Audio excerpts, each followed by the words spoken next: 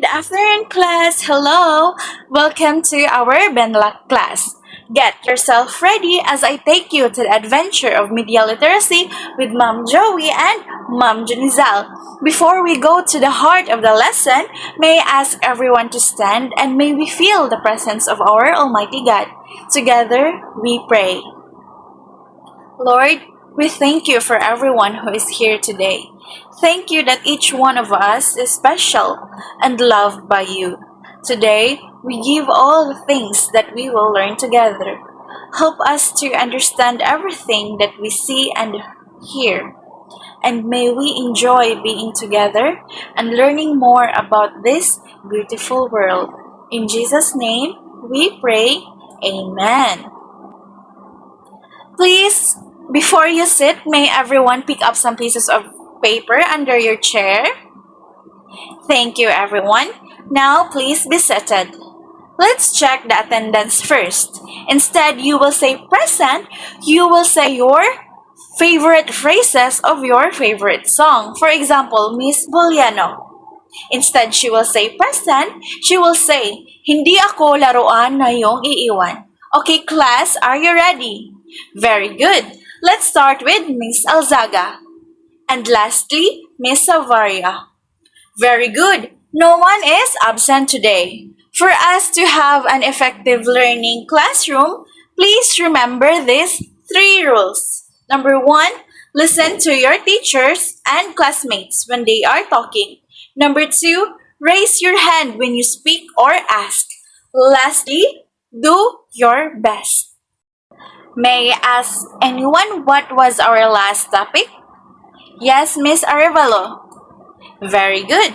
The topic is all about social literacy, in which we talk about how we interact with other people appropriately and how it helps us to understand their behaviors, feelings, and their cultural backgrounds using social skills. We also covered emotional intelligence, where it helps us to manage our own emotions while being aware of others. Now, I prepared a game for you, class. But now, can you look under your chair? Because I have colored paper tape under your chair. Did everyone see it? Yes, the color is red and blue. This is an indicator of what group you are. So, this is the team red or group 1 on the right side and the team blue or group 2 on the left side. So our activity is called real or fake. Are you familiar with that? Yes. Now let me read the instructions. Divide students into two groups, which is the group 1 or the red team, the fact finders on the right. Your task is to identify and explain why a post is real, true, and credible. Group 2 or the blue team, the fake news detectives on the left side. Your task is to identify and explain why a post is fake, misleading, and unreliable. Okay? So group 1 or fact finders, you will choose which posts are real and you will justify your answers. And also group 2, you will choose which posts are fake and explain why. Each group will present their analysis to the class in 2 to 3 minutes. And each group will analyze the post using the critic test. C. Credibility. Who posted it? Is the source reliable? Next, R. The relevance. Is the information useful and up to date? I. Intention. What is the purpose of the post? To inform, persuade, or misleading? T. Truthfulness. Is there any evidence or proof? I. Impact. How might it affect readers or viewers? C. Clarity. Is the message clear and factual? Are you following, class? Okay, now your 3 minutes is about to start.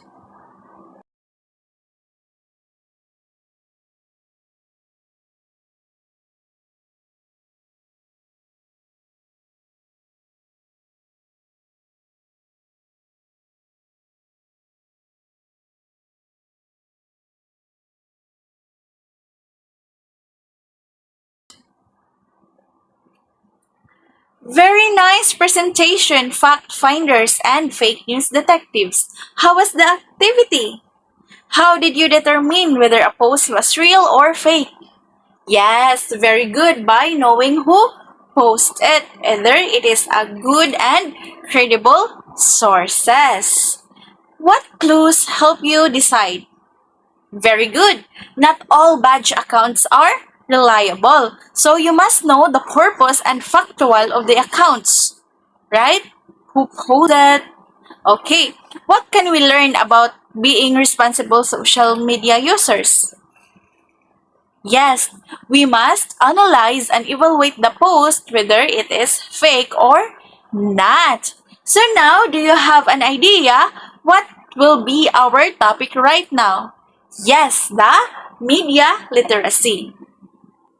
Before we start, let me read our learning objectives. At the end of the lessons, student shall be able to 1. Define media literacy and media information literacy. Second, explain media information literacy or MIL along various aspects and dimensions. Third, demonstrate how media information literacy can be integrated in the curriculum. Fourth, draw relevant life lessons and significant values in generating, utilizing, and creating media tools. Now, let's have another activity, which is scroll and tell. Fact finders and fake news detective, I will give you 4 minutes to brainstorm about what type of media and content they consumed in the past 24 hours. Or which media do you trust most and least, and why? After the given 5 minutes of brainstorming, each group will be given 2.5 minutes to present the summary of your answers. Okay, do you understand, class? Yes. Okay, now your 2 minutes is about to start. Time is up. Okay. Thank you for the presentation, red and blue team. I see that most of us are consumed on Facebook, Messenger, TikTok because especially it's the platform for our communication with our loved ones. Yes, that's true. Thank you, class. Now everyone listen. I prepared a short video. So please watch it carefully because a group who can answer my questions has corresponding points on it. Are you ready, red team? Are you ready, blue team? Okay. There is no doubt that people, children especially, learn from all the media that they see, hear, and experience. And we are surrounded by media. TV, apps, websites, video games, magazines, news sites, signs, digital billboards, packaging, radio, social media, and all kinds of advertising. The average kindergartner sees about 70 media messages every day. By the time they're in high school, teens are spending more than 1/3 of their day using media. Few of us fully understand how the media we interact with affects us and our society. So how do we sort through the noise? The key is media literacy. Media literacy is a set of skills that helps people, not just youth, analyze the content of media messages that they receive and that they send. To apply media literacy skills, we can ask 5 key questions. Who created this message? Diets are hard, but Sensa's is easy as shake, eat, and lose weight. What creative techniques are used to attract my attention? Users lost an average of 30.5 pounds with Sensa. Consumers were casually urged to shake their Sensa and lose 30, 40, 90 pounds or more without dieting or exercise. Each of these cases resulted in a settlement with the FTC. The companies were ordered to pay consumer redress and to back any future weight loss claims with well-conducted human clinical studies. Some of them have lost no weight, and they've had these medical improvements, and they've had these life improvements, these life freedom improvements, without losing weight. And why is this message being sent? This powerful key unlocks a world that empowers all of us to be better digital citizens as we consume media produce, and share our own stories. What would it feel like to live in this world? Perhaps we'd have less fear, more empathy, and make better decisions. So how do we create this world? We each have a role to play. First things first, every child needs media literacy skills. We can all advocate for media literacy education with teachers, administrators, parents, librarians, and government. If each of us makes a practice of using the 5 key questions for media literacy in all our activities and with all of the people we encounter, we'll all move closer to the more positive and well-informed civic engagement that we want and deserve. Video is done. My questions are, what is your understanding of media literacy from the video you watch? Yes? Okay, very good. It has to do with the understanding of media and how us people can maneuver it. Is it necessary for us to be media literate? Why? Yes, for us to be more aware of what information in the media, either it is false or true. What are some problems of the media that you think media literacy help us in addressing? Yes? Okay, you're correct. The fake news and cyber crimes. I guess the red and blue team are very willing to answer all my questions. So media literacy, it allows us to be critical in the information and multimedia we see and read every day. It is not just simple way of telling facts or fake news, but recognizing problems in the contents and our ability to access different digital tools. What is media literacy? According to Firestone 1993, media literacy is the ability to access, analyze, evaluate, and create media. And media can be component of active learning strategies such as group discussions or case studies. Media literacy is your ability to understand and interact with media wisely. So media, it includes everything that gives us or shares us information such as the TV, Facebook, TikTok, news articles, YouTube, posters, and even memes. So, to be literate, meaning you can access. So, you know how to use devices and platforms that media appears on. It's phones or apps or browsers. And you'll be able to analyze. So, you examine what you see. Is it true? Is it biased? What is it trying to make you feel? Third, evaluate. You judge the reliability and purpose of the information. Is this accurate? Who posted it? Why? Fourth, create. You can also produce your own media content. Is it your presentations, videos, blogs, responsibly and ethically? So Firestone also explains that media can be used for active learning, meaning it helps us students participate by using videos, discussions, case studies, or online tools. Yes, I have a question. As a 21st century learner, how can you say that you're media literate? Yes, Miss Maxine? Okay, very good. Thank you for that. So you are media literate if you can do things like evaluate accuracy and validity of the information. You do not believe everything you see. You check the source, look for evidence, and compare multiple sources. Very good. Another. Yes, Mr. Adam. Okay, very good. You use modern technology properly. You can operate apps, edit documents, join online classes, use search engines, and navigate digital platforms. Another. Yes, Miss Eliza. Okay. Be responsible online. Okay. You understand digital footprints, privacy, and the importance of respectful communication. And lastly, Mr. Banyanola. Okay, use media to communicate creatively. Very good. You can make slides, videos, posters or posts that follow ethical and legal standards. Very good, class. Very good, Team Red and Team Blue. Now is Media and Information Literacy, or MIL. Yes, very good. MIL is a broader and more complete concept. It combines media literacy plus information literacy plus technology literacy. Okay? Now, the Moscow Declaration 2012 says MIL includes knowledge, attitude, skills, and ethical practices to access, analyze, evaluate, use, produce, and share information responsibly. MIL is not just about understanding media.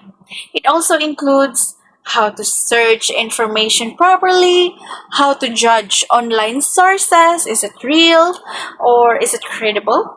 And also how to use technology safely, how to respect copyright and privacy, how to create your own content ethically. Okay, are you following?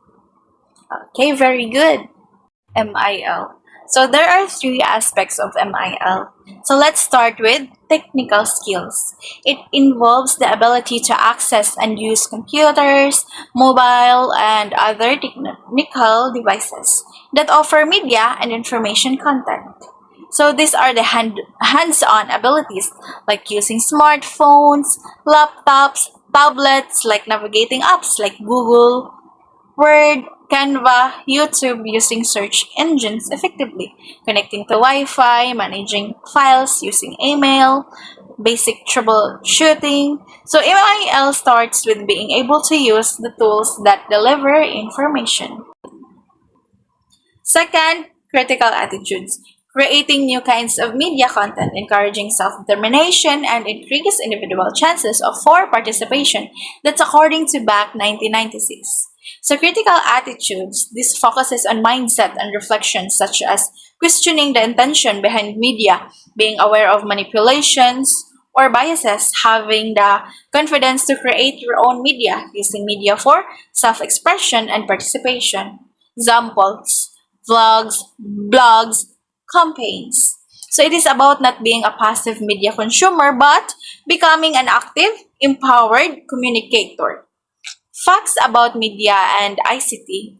Its importance of knowledge of the inner working, the context, routines, contents, and the effects of media. It's according to Gruben 2002. Of Media and ICT by Gruben 2002. This focuses on understanding the context. Where is this information coming from? What is happening in society? Second, the routines, how media organizations work, how news is produced, how algorithms show your certain posts. Third, contents, understanding different media formats like news, ads, entertainment, and educational content. Lastly, the effect of media, like knowing how media influences for us, like opinions, what else, the behaviors, emotions, societal norms, and political views, consumer habits. So in short, media literacy, understanding of using media wisely. So MIL, or media literacy plus information literacy plus technology literacy. That's a bigger concept, MIL. So MIL is about using technology, thinking critically, understanding how media works, creating content responsibly, knowing the ethical and legal sides, protecting yourself online. That's all for my part. Now let's welcome Miss Janizel to continue our topic right now.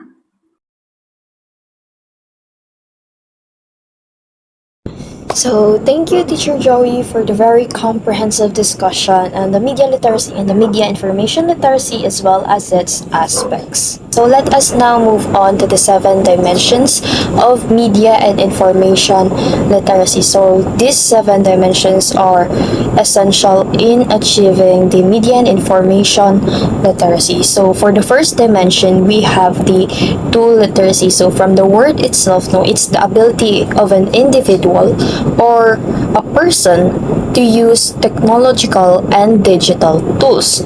So I know that you're already very familiar in using the 21st century gadgets and innovations, no? So kinsa pa man sa ato ang wala pa gyud kabalo mo gamit og gadgets. So I think we're already familiar with it since we use it in our school or even in our daily life. But aside from that, no, the tool literacy is not just limited to knowing how to use technological tools, but as well digital tools. So when we say digital tools, it refers to the software applications or different digital applications that we use in making our tasks. So as a students, no, in order to present or to create presentations for our discussions and even to complete our tasks or educational tasks like our outputs, portfolios,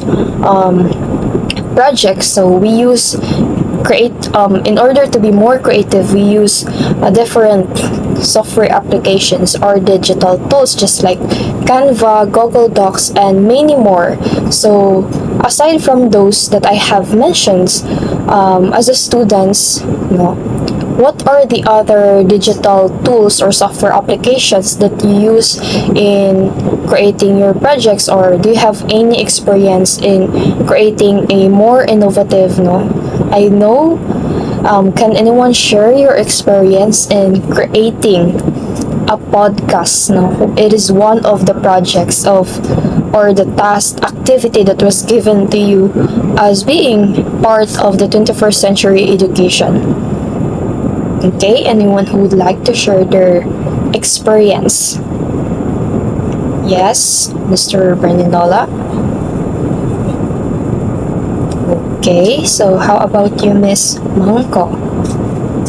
Okay, so when we say 21st century education, it's necessary for us, not just as a teacher or it's also necessary for the students to learn how to use these technological or innovative tools in order to be more critical and produce a more creative outputs and projects. So moving on, for our next dimension is we have the resource literacy. So from the word resource, it is our ability to understand the format, location, and the access methods of the information resources. So it's knowing where to get the information, how to get it, and to choose the best source for your needs. So it's unnecessary aspects of being a 21st century learner to know where you can get those information that you needed, and of course, dapat kanina informations should come from the valid and reliable sources. So it is actually a challenge, especially for us, a social studies major, right? So we need to be adept and critical in each informations that we get from online platforms, although yes, it's very dali na ang pag-access sa information. However, there is also the problem of fake news, misinformation, right, which is very prevalent right now. So as a 21st century learner or individual, it's necessary for us to always double check, to fact check, or knowing how to analyze each informations so that dili ta mahimong victim of fake news. And aside from that, it's actually best if you have this different sources or websites that they create a very reliable and valid information. So dili na ka na din kay kapadulan once na you read an informations online, na din kay reliable sources na pwede nimong i-double check ang kanina information. So it's part of being in the 21st century that we have it's one of the challenge that we have to face when it comes to accessing informations. And what is the common problem right now sa mga tao when it comes to using media, di ba? What happens to each and information that goes around in the social media? Can anyone share their sentiments or what they have observed when it comes to using social media? What happens to the informations? Is it easier to access, or are they that very reliable? Yes, Miss Puno? Okay. Yes. No, that's a very good point. No, although it's easier for us to have access to different kind of informations, especially now that we're doing research, or even like just for us to keep updated of the different social issues. Of course, that's necessary as a social studies major, but it's also a problem, or one of the disadvantages of using social media is that dali ma-manipulate pod ang informations. Pwedeng makuhaan, pwede pong mapunan. So, when you're using social media, we have to be cautious, and we also need to use it effectively and responsibly. Okay, so are we already clear on resource literacy? Are you still following? Okay, so let's now move on to our next literacy, or next dimension. So we have the social structural literacy. So when we say social structural literacy, this is knowing how information is socially situated or produced, which fits into the life of many groups, institutions, and social networks. So it means that informations are being produced for a specific audience, or to represent a specific group in the media aspects. So when we say social structural literacy, you should be able to understand how social, political, cultural, and economic shape our informations and communication. So there are a lot of things that we read online. Dili lang siya kay focus on one aspect of our society, dili lang kay siya political problems, but there is also the social problems as well as cultural and economics, So in a way na mag-produce og information which is it's going to somehow affect one group or another, it's necessary for us to be cautious as well, especially if ang imong post na information is like maka-apekto siya sa other sa usa ka specific groups. Maybe somehow ang imong kaning post nga imong nabasa kay kanang subtle na siya gibring na subtle discrimination for a specific marginalized group. So it's necessary that we use media and post informations responsibly, and we have to be accountable as well as to whatever information that we spread online. So right now one of the very issue, or the current issue, is with the DTI, since katong 500 is enough for Noche Buena, and a lot of people were asking how did they get to that pricing, how did they think that 500 is enough for Noche Buena? What statistics, where did they get their resources, their informations? And as they said, it was actually based on the statistic that they have.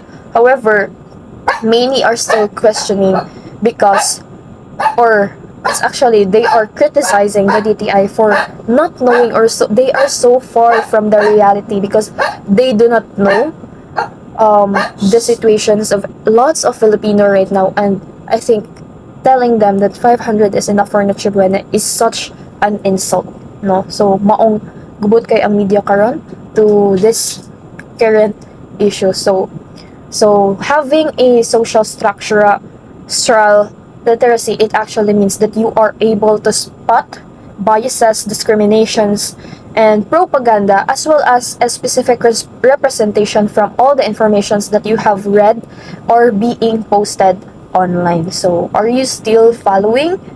Or any questions, addendums? Okay, so let us now proceed to our next dimension, which is the research literacy. So, I think you're all very familiar with it, and kabalo na pod mo when what unsa ang research, no? Because we're all taking or having a course, no, taking a course right now on research, and but I know that you already have your prior knowledge kay baw na mo kung unsa ang research, unsa siya kalisod or unsa siya kasayon for others, no? But I want to know who among you here still think in a way that their knowledge and research is still lacking, or you're still in the process of discovering how to effectively and intellectually create a good research or to produce a very good academic research. And why do you think so, or why do you think of yourself still lacking in this aspect? Anyone? Okay. Okay, thank you for sharing, everyone. Well, learning is a never-ending process, and over time, you'll get the grit of it, so you don't have to worry. So, when we say research literacy, it's our ability to understand the research processes and knowing how to use those IT-based technology na nakaroon that is made to assess and help us and to make it easier for us to understand research, as well as to when it comes to processing or gather data. So nanay mga different applications, no, innovations para mas mapadali ang pag-gather sa data or ang pag-process sa data or ang different na like sa research, di ba? One of its chapter is the related literature. So it's easier for us now to look for resources for the related literature that are being published because of Google Scholar, A-Lab Journal, Emerald, and other more websites or application that is made to assist us in our research. So, no, I think you don't have to really worry if naglisod pa mo graphs kung unsaon jud siya kung nga maka-produce mo very good research. We'll get to that and we'll continue learning kakanaa. So we have, for our next dimension is we have the publishing literacy. And I know now that all of you are very capable of creating some things through different ways, to different applications, and you can even form your own perspective, opinion on different matters. But aside from knowing how to use knowing how to create, to use technology for your creations, for writing, etc., no, it's also a must that you also know how to publish things. So dili lang kay ang pag-create, no, when it comes to 21st century literacy and skills, dili lang gyud siya nag-focus to creating, but it also include publishing, because who would know about what you created, no, kung dili nimo siya i-publish, or kung dili ka kahibaw how to share it to everyone. But there is always a but, no, na if you know how to create, if you know how to publish, also make sure that the things that you publish are actually good for everyone. Dili siya ingong makabati. And it's very it's the thought that you're going to use the media, the technology effectively and responsibly. So you're creating something that won't affect or discriminate or like dako og impact, and dili siya ingong negative ang mahimong impact to the people that's going to read whatever you have written, created, no? So let us all use media and technology responsibly, and no, it is also to enhance our skills, right? So all those creations that you have, mga creative creations ninyo, don't let it sit in the corner of your room.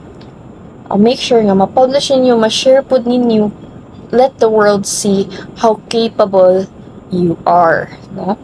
So for example, no, is our research. So if we're done with creating our research, it's also necessary na ma-publish po dahil na atong research in different forms. Like, pwede siya in a hard copy, no, magpa-bookbind ta, and then nasa digital and electronic. So in those matters that it's not just about you creating a research, but you're also contributing to your society. So one questions I have heard recently, no, from my groupmate in research is that ngano daw ang mga research paper na gi-publish online kay dili siya ma-access sa mga other researchers, na its intention man ta of publishing is to make it to contribute it, no, to the research field, and that nga naay mahimong basis ang mga nagsunod na researcher. So we'll think about that now, but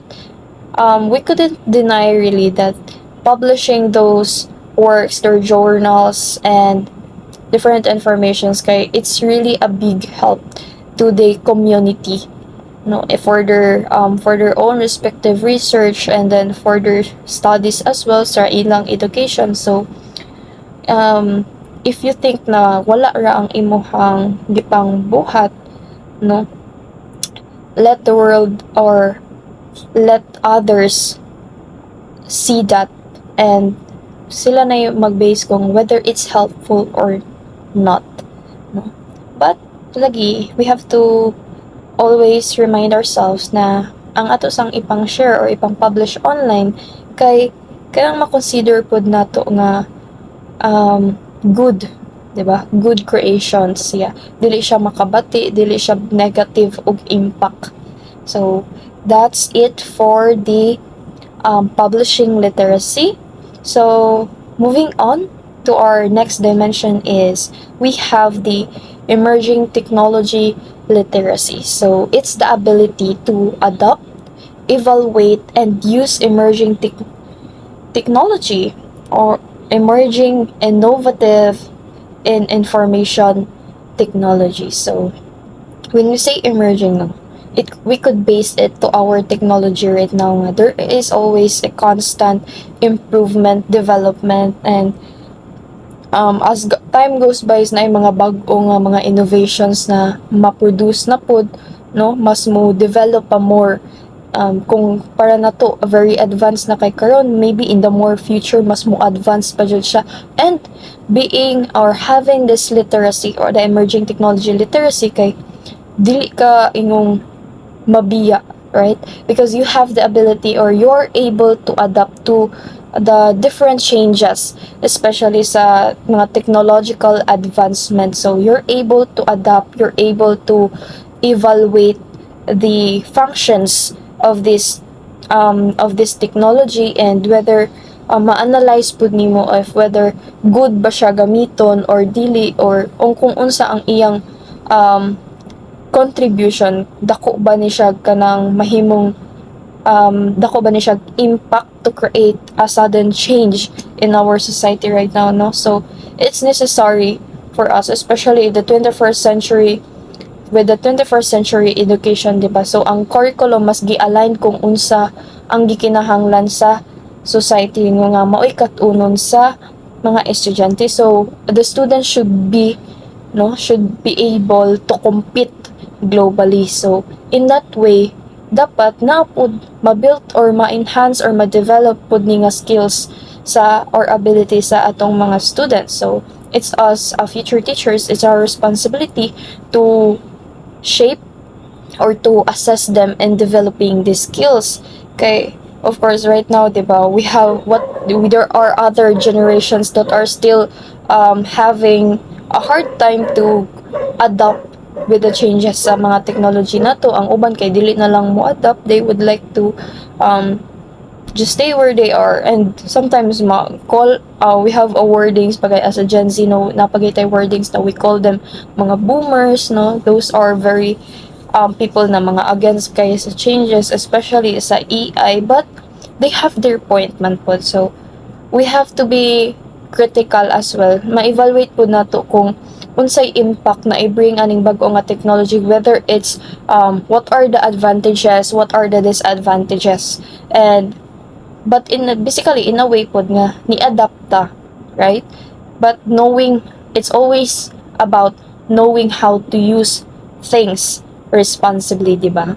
So are we already clear with that? Do you have any questions or addendums when it comes to emerging technology?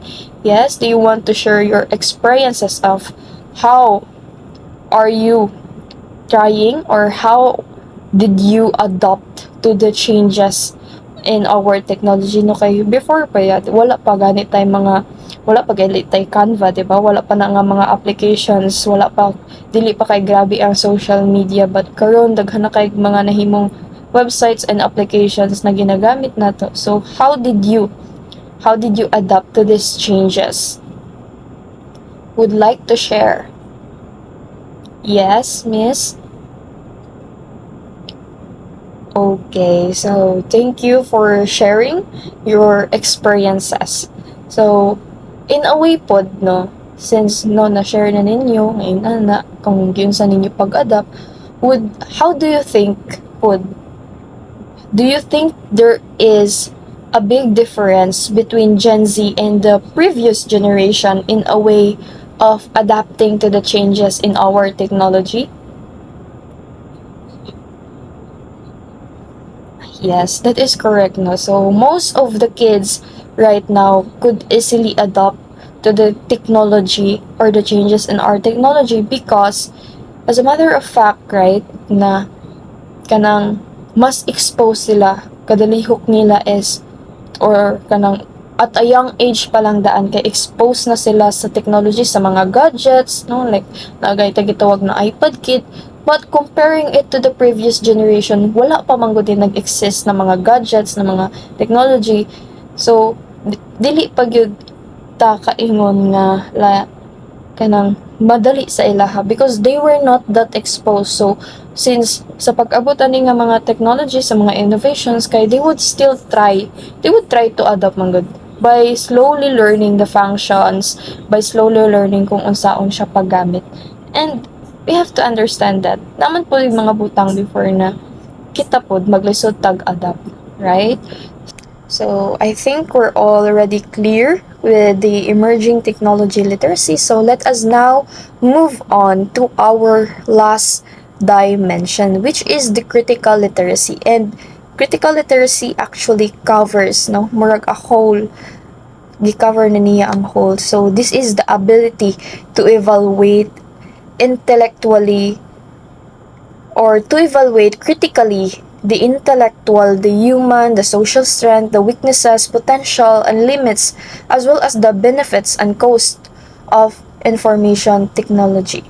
So, mao na ni siya, no, that as an individual, as a learner, as a teacher, so we're able to evaluate critically, i-analyze jud nato kung unsay mga strength and weaknesses aning mga applications, kung unsay benefits na atong makuha ani, and how much it would cost us, unsay mahimong kapalit when we use this technology, diba?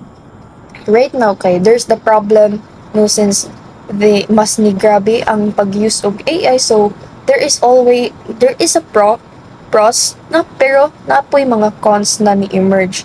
So we have to be very careful, and having this ability kay kabalo ka mo analyze, kay baw ka mo criticize kung unsay bati niya, ma-weigh nimo kung unsay strength, unsay weaknesses, kung unsay advantage o unsay yang disadvantages. And although we are very much aware of how information technology help us, especially with our educational tasks, or even in the different aspects of our lives, but it is also important that we are critical enough to evaluate the impacts, both the positive and negative. Because yes, as I have mentioned, naa siya benefits, but it could also cost us something, especially nga murag tanan kay grabe na ang reliance sa online, 'di ba? Grabe na ka heavily murag ang focus kay permi na lang ma-distract because maghimo tag atong project is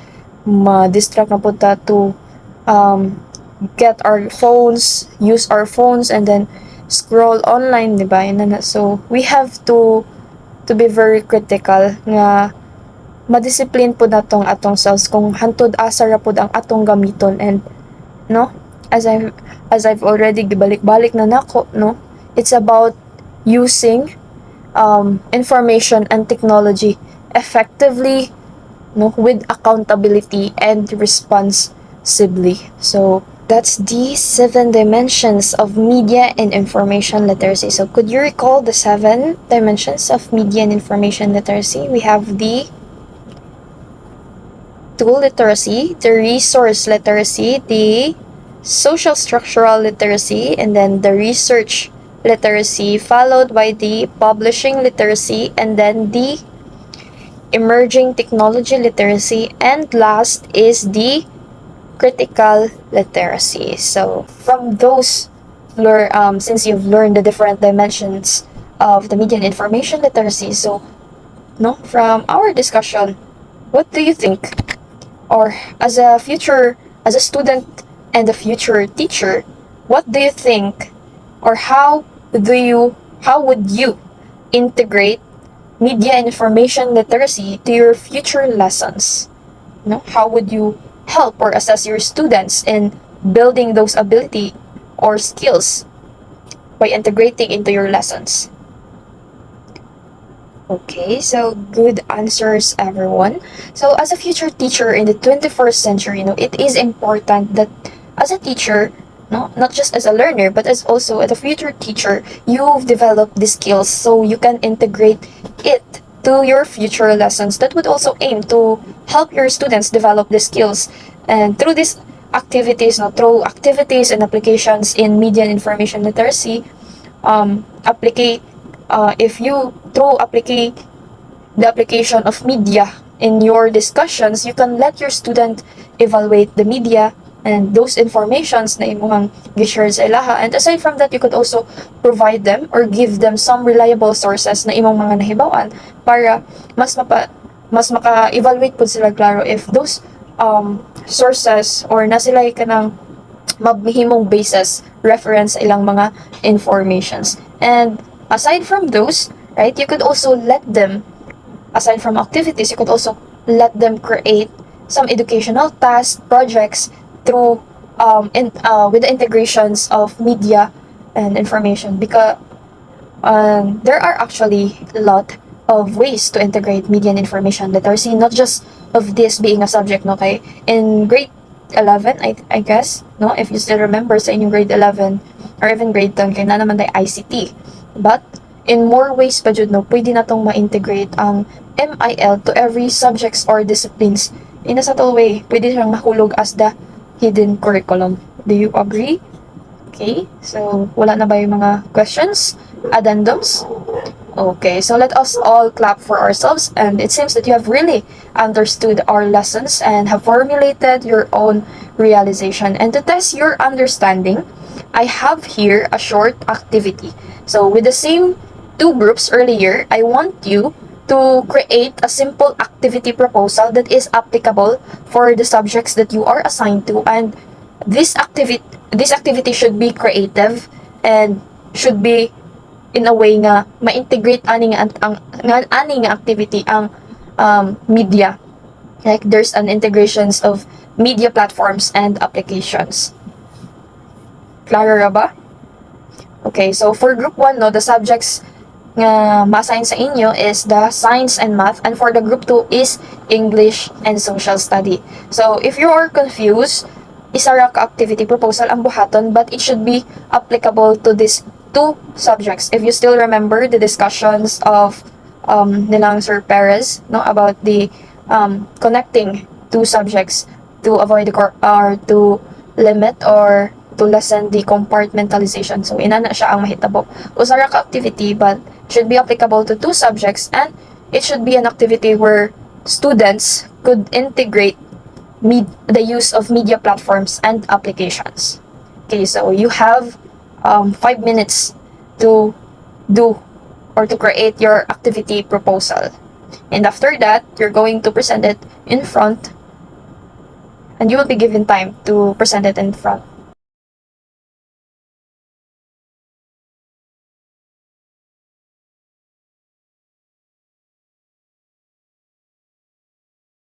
And time's up, so let us hear those activity proposals that you created. So group 1 first, and then group 2 dayon after nila. Okay, so that are very good activity proposals, no, everyone. And no, in teaching pod, since you're all social studies major, in teaching pod, pwede po na ninyo siya magamit inyong mga activities na gibuhat and i-realign lang pod sa major.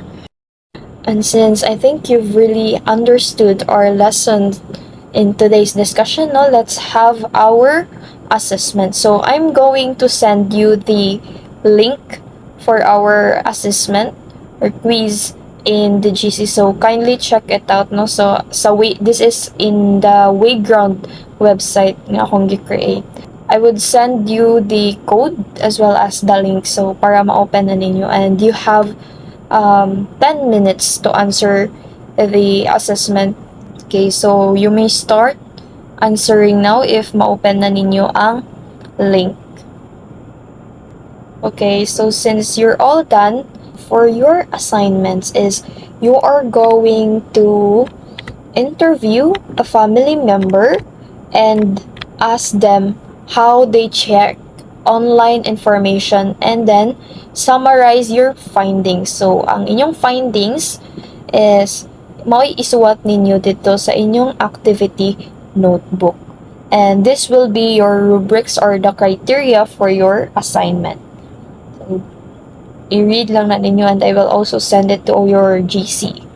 So, wala na ba yung mga pangutana for your assignment? So, let's now move on for our last activity today. So, you're going to create a short digital citizenship pledge. So, I have here the sticky notes, no? The sticky notes, and please pass it to your classmates. And you're going to write sa diha sa sticky notes ang inyong short digital citizenship na pledge. So, for example, no, you're gonna write like, as a responsible media user, I promise to verify before sharing, or like use social media to spread truth and kindness. So, so after you're all done writing your digital citizenship pledge, kay i-post or ipilit lang dayon ninyo sa board, and we will choose one from those mga na-post sa board to read it and to share their ideas of nganong kani ilahang gi-pledge. Okay, so let us now hear your pledge. No, I'm going to choose one. Okay, so as a responsible media user, I promise to respect others' opinion online. So, yes, kakinsa siya. Yes, miss. So, how did you come up with this pledge? Okay. Thank you. So, I think that's all for our today's discussion, for today's class, and I hope you've learned something from our discussions, and let us all give a round of applause for ourselves for doing well in today's class.